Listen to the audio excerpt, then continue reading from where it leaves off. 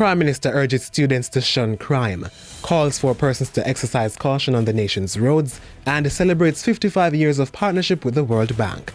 You're watching Jamaica House Weekly. I'm Anthony Morgan.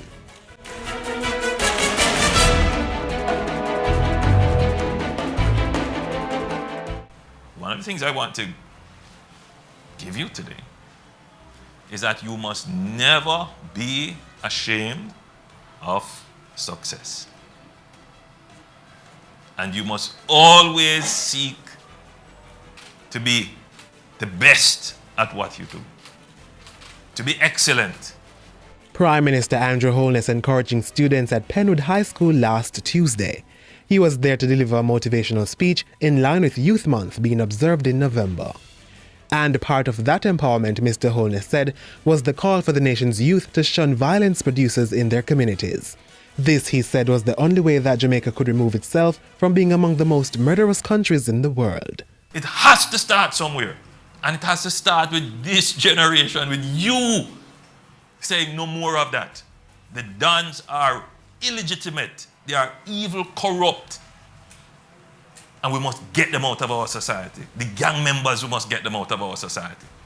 And that you, as good citizens, should cooperate with the police and give as much information as you have on these criminals. It is the right thing, it is the honorable thing, it is the good thing to do.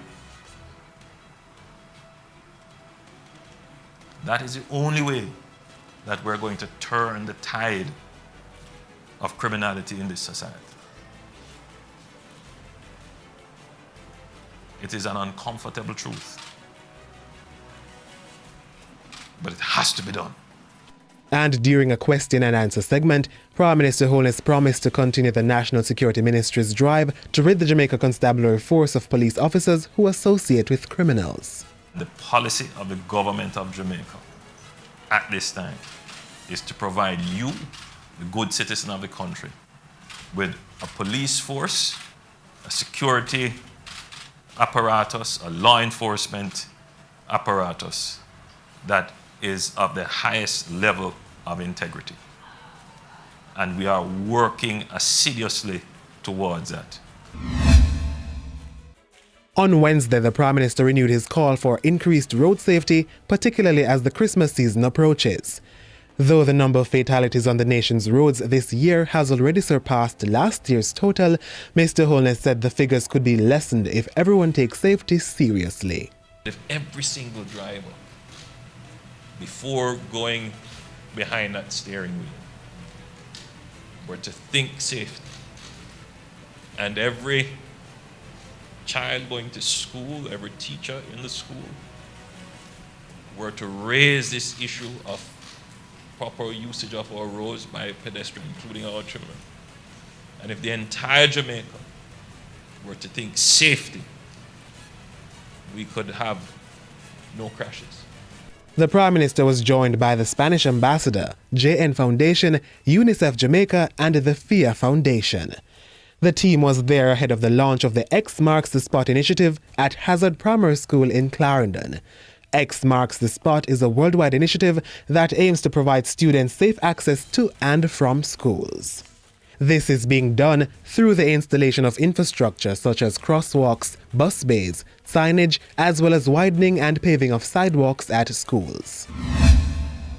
Wednesday also saw Prime Minister Holness meeting with representatives from the World Bank, headed by the bank's regional vice president Jorge Familia. Mr. Holness thanked the World Bank for its 55 years of strong partnership with the country.